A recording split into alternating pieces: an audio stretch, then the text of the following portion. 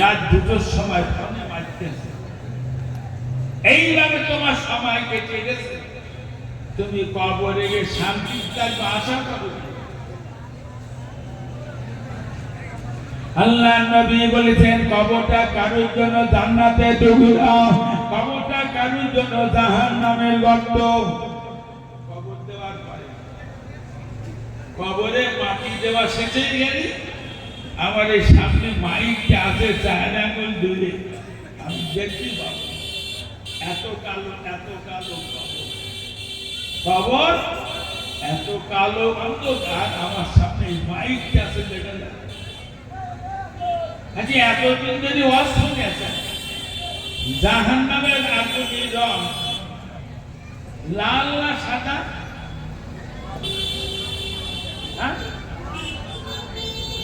জাহান্নামের আগুনের রং ছিল লাল। আল্লাহ তার হাজার হাজার বছর ধরে জ্বালিয়ে করিয়েছে সাদা, আবার হাজার হাজার বছর ধরে জ্বালিয়ে তার এখন রং হয়েছে কালো। আচ্ছা আমি কবরটা কালো দেখালাম না, ওই যা কবরের ভেতরে জাহান্নামের আগুন দিয়ে জ্বালা, কত লোকের কবর জ্বলতেছে ঠিক আছে, বাড়ির গরুটা, বাড়ির ছাগলটা, হাঁসটা, মুরগিটা, তোর বাড়ির কুকুরটা, বিড়ালটা বুঝতে পারে কবর দাউ দাউ দাউ দাউ করে চলে, শুধু জেন আর মানুষ বুঝতে পারে না।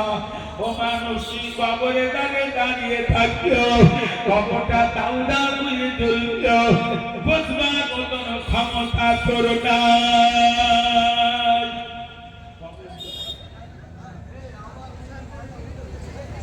কবরের জন্য এখান থেকে জোগাড় করে না। আপনারা আয়েশা সিদ্দিকা রাদিয়াল্লাহু তাআলা আনহা রাসূলুল্লাহকে বলছেন, আপনি 7 দিন মাঝের কবরের ধারে দাঁড়িয়েছিলেন, কবর সংকীর্ণ করা। আপনার চাচি আপনার আবু তালেবের বিবির নাম ছিল ফাতেমা, তার কবরকে সংকীর্ণ করা হয়। আপনার প্রধান বিবি খাদিজা, তার কবরকে সংকীর্ণ করা হয়। হুজুর আপনি তো আমার কবরে ধারে যাতে পারবেন, আমার কবরের পাই। নবী বললেন কবরে আযাব থেকে খবরটা কেউ ছাড় পাবে না, তবে তদবির আছে, তদবির করো, কবরে আযাব কম হবে। কবরের আযাবের 1 নম্বর তদবির সর্বক্ষণ পবিত্র হালাতে থাকা, মুখস্থ করে প্রত্যেকদিন রাত্রি এশার নামাজের পরে 29 পারায় আছে সূরা মুলক, এই সূরা মুলক রোজে তেলাওয়াত করে, তার কবরে আযাব কম হবে। লা ইলাহা ইল্লাল্লাহুল মালিকুল হাক্কুল মুবিন, এই দোয়াটা রোজ রাত্রি এশার নামাজের পরে 200 বার করে পড়লে কবরে আযাব কম হবে।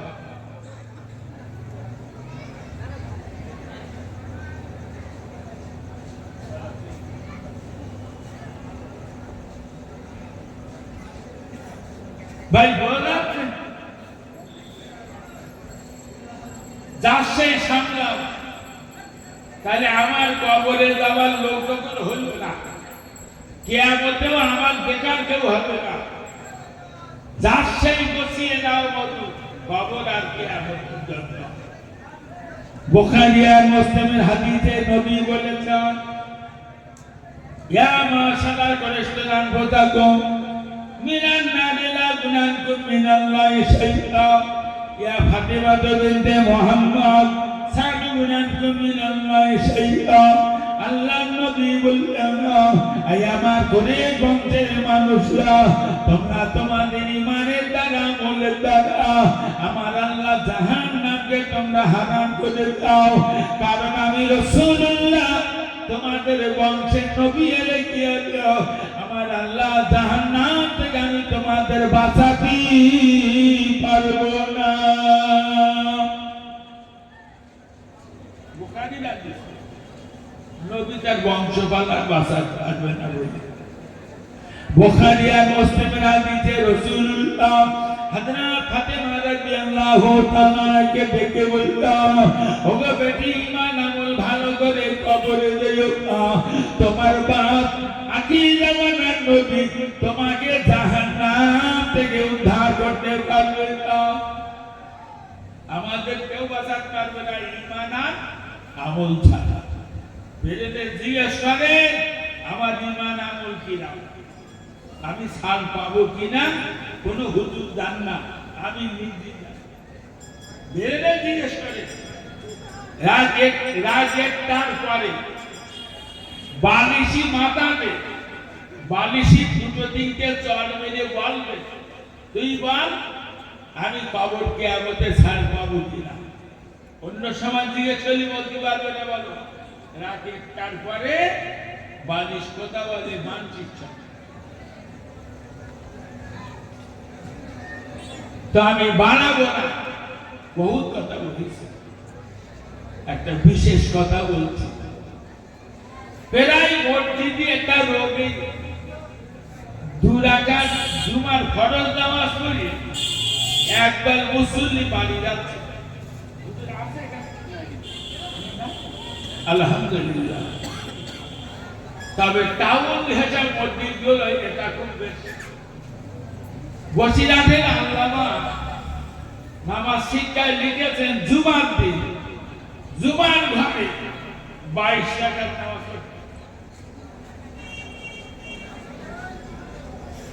তুই 2 রাকাত নামাজ পড়ে বাড়ি যাচ্ছে। সারা ভারতবর্ষের মাটিতে দেওবন্দি মতবাদের যত আলেম আছে, মাওলানা আশরাফ আলী থানভী সবচেয়ে বড় আলেম। তার কিতাব আমার বাড়ি আছে। তার কিতাবে লিখেছে, জুমার দিন জুমার ঘরে ঢুকে 2 রাকাত তাহিয়াতুল ওযুর সুন্নাত নামাজ পড়ে।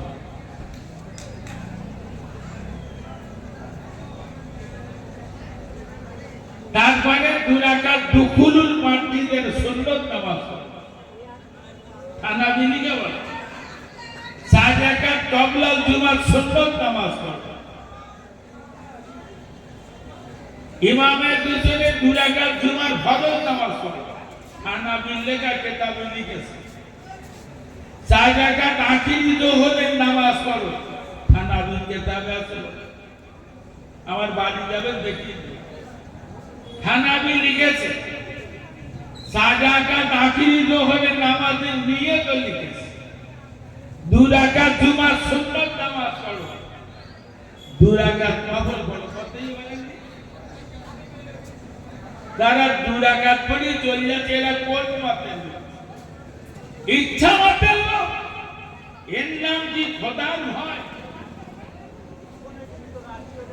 রাসূলের বড় বড় সাহাবীরা সারা রাত নামাজ পড়ে। সারা আবু বকর সিদ্দিক রাদিয়াল্লাহু তাআলা আনহু, আল্লাহর পক্ষ থেকে তিনি জান্নাতে সার্টিফিকেট পাওয়া সাহাবী। এশার নামাজের পরে ঘরে গেছে, বিবির সঙ্গে গল্প করেছে, খানা খেয়েছে। 2 রাকাত নামাজের নিয়ত করে ঘরের দরজাতে দাঁড়িয়েছে। এক রাকাত নামাজে একবার করে কোরআন খতম করি। সুবহানাল্লাহ বলেন। আম্মা জান আয়েশা সিদ্দিকা বলছেন, আমি রাসূলুল্লাহকে দেখেছি, নবী সারা রাত দাঁড়িয়ে নামাজ পড়েছে। নবীর পায়ের গোড়ালিগুলো সারা রাত দাঁড়িয়ে নামাজ পড়ার জন্য পার গোড়ালিগুলো ফেটে আসবে। নামাজ যত কম করা যায়, ইচ্ছা মত যাইবা হোক, বক্তব্য শেষ করব। দাদা হুজুর আর বচিয়া হুজুরের জীবনীতে লেখা আছে, এখান থেকে 100 বছর আগে এই দেশের মাটিতে 1100 মসজিদ আর 8টা মাদ্রাসা তৈরি করে কবর দিয়েছে। তবে মসজিদগুলো সব এক গ্রামে করল, তাই না? আমরা 60 বছর আগে দেখেছি দুটো তিনটে গ্রাম মিলে একটা করে মসজিদ ছিল। তারপর দেখলাম সব গ্রামে মসজিদ, এখন এক এক গ্রামে তিনটে চারটে করে মসজিদ। মোল্লা পাড়ায়, মোড়ল পাড়ায়, গাজী পাড়ায়, সর্দার পাড়ায় 1100 মসজিদ, কত হাজার গ্রাম ঘুরে ঘুরে 800 মাদ্রাসা তৈরি করে কবরে গে 8-10টা গ্রামের লোক থেকে কেন একটা মাদ্রাসা করে, আবার কিছু দূর থেকে 10টা গ্রামের লোক থেকে একটা মাদ্রাসা করে। বসিয়ার হুজুরির দ্বারা যত শিরক বেদাত দূর হয়ে এদেশের কোন আলেমের দ্বারা হয়নি। তাই তার জীবনে বিরাট আশা, সমাজে আলেম তৈরি করে রেখে যাব। সমাজে আলেম হাফেজ থাকলে শিরক বেদাত থেকে মানুষ দূরে থাকবে। শিরক করে কোন লোক যদি মরে যায় ও জান্নাতে যাবে না। তাই এত মাদ্রাসা তৈরি করে। হাদিসে আছে মান তাসাব্বাহা বিকাউমিন ফাহুয়া মিনহুম, যারা যাদের অনুসরণ করে চলে আল্লাহ তার সঙ্গে তার হাসর নাচর করে। জীবনের বিরাট বড় আশা, আল্লাহ যেন কিয়ামতের দিন কোন নেতা খেতার সঙ্গে হাসর নাচর না করে। ফুরফুরা পীর আবু বকর বসিরহাটের আল্লামা হুজুরির সঙ্গে যেন হাসর নাচর করে। শুধু এই চিন্তায় লোকের কাছে ভিক্ষা করি, বড় একটা মাদ্রাসা করি। এই মাদ্রাসায় বছরে 1 কোটি টাকা খরচ। ভবানীপুর মাদ্রাসার জন্য আপনাদের কাছে দোয়া চাচ্ছি, দোয়া করে। এবছর 30টা ছেলে বুখারী পাস করে পাক নিয়ে গেছে।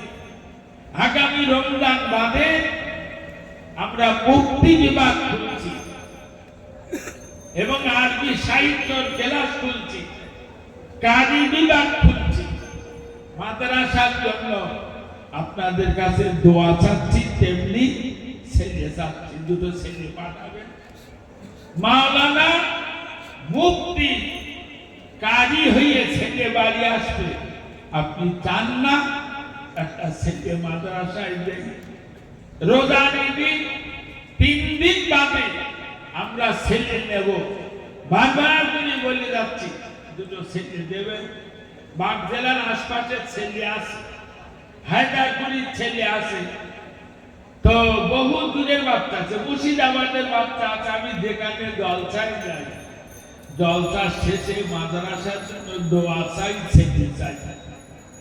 সামনে রমজান মাস আসছে, যাকাত ফিতরার একটা অংশ ভবানীপুরি দেন, একটা অংশ সব জায়গায় দেন। নীতি মানা করছি যে কোথাও, কিন্তু ভবানীপুর এত বড় ব্যবসায়ী, বসিরহাট থেকে 16 কিলোমিটার দক্ষিণ। এই বাগ জেলা থেকে দুটো জেনের যদি বলি একটু ভবানীপুরতে ঘুরে আয়ো যাবেন, আবার সেখানে 550 বাচ্চা পড়ে। আসামে জলসায় গেছি, সেখান ছেলে চেয়েছি, আল্লাহ রহমতে আসাম থেকে ছেলেছি। তখন মাদ্রাসা আপনাদের বলবো, মাদ্রাসায় ছেলে পাঠাবেন। রোজার ঈদ 3 দিন বাদে আমরা ছেলে নেওয়া শুরু করব। মাদ্রাসার জন্য দোয়া চাচ্ছি, মাদ্রাসার জন্য ছেলে চাচ্ছি। যদি কেউ পারে 5000 টাকা একদিন ডাল সবজি ভাত খাওয়ানোর খরচ কেউ যদি দিতে পারেন দেবে, বদলা আল্লাহ দেবে। 2-1 হিংসা করছে, তুমি মাদ্রাসায় টাকা দিও না।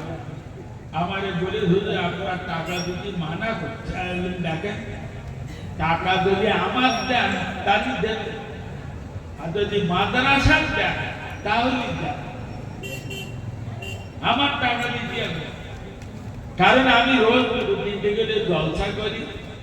আল্লাহ রহমতে আমার অনেক টাকা আছে। মাদ্রাসার জন্য যদি দিতে চান তাহলে দেন, এটা মানা করলে ও খেয়াল না করি মাদ্রাসার জন্য দোয়া চাইছি, বলো মাদ্রাসার জন্য ছেলে চাইছি, পারলে মাদ্রাসায় কিছু টাকা দেবেন, আমার জন্য দোয়া করবেন। মরে যাওয়ার মতন হয়েছি, শরীর খুব দুর্বল লাগে, খুব দুর্বল। আর অস্কতি মনে যাচ্ছে, শুধু মনে আছে বাড়ি একটু শুয়ে থাকে। দাউদ করার সময় ফাঁক থেকে খুব হুজুর টুজুর বাদে বল, হুজুর নীতি হবে। আর যেই দাউদ ফেল করে দেয় আর হুজুর বলে না, বলো বাধ্য হয়ে যাবি। শরীর খারাপ হলো, শরীর খুব দুর্বল, দোয়া করে শারীরিক মানসিক অবস্থাটা আল্লাহ যেন ভালো রাখে। সকলের জন্য দোয়া। আল্লাহ আপনি আমাদের সকলকে সম্পূর্ণ ঈমানের উপরে বাঁচিয়ে রাখুন, আমাদের কাউকে মউত দেবেন না যতক্ষণ না কবর আর কিয়ামতের খোরাক জোগাড় না হবে। মউতের আযাব, কবরের আযাব, কিয়ামতের আযাব আমরা সহ্য করতে পারবো না। জোর আওয়াজে বলেন আল্লাহুম্মা আমিন। এই দীর্ঘ আলোচনায় যদি কিছু ভুল হয় মাফ করে দেবেন। দরুদ শরীফ আল্লাহুম্মা সাল্লি আলা সাইয়্যিদিনা।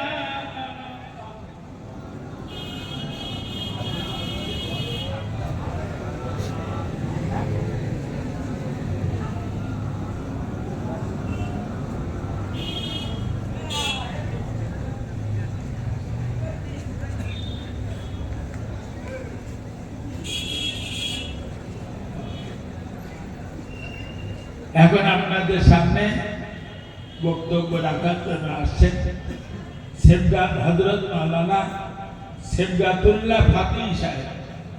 তার ওয়াজনসিয়াত আপনাদের শুনতে হবে। তারপর পরই ফুরফুরার দরবার শরীফ থেকে পীর দাদা আওলাদে মুজাদ্দিদ জামান হুজুর আসবেন, তার অশ্বমের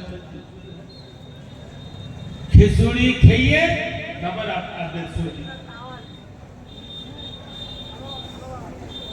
মহব্বতের সঙ্গে দরুদ শরীফ আল্লাহুম্মা